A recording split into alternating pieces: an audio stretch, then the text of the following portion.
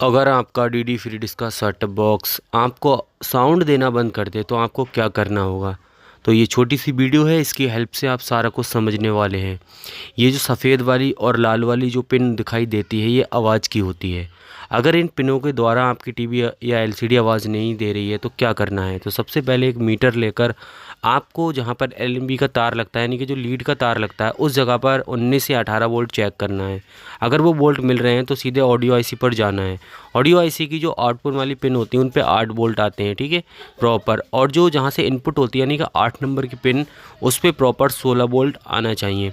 अगर input 8 number pin पे input पे आपको 16 वोल्ट प्राप्त हो रहे हैं जैसे ये हो रहे हैं, ठीक है, और आउटपुट में 8 वोल्ट नहीं आ रहे हैं जैसे अभी हमने दिखाया, तो उस कंडीशन में आईसी ख़राब है।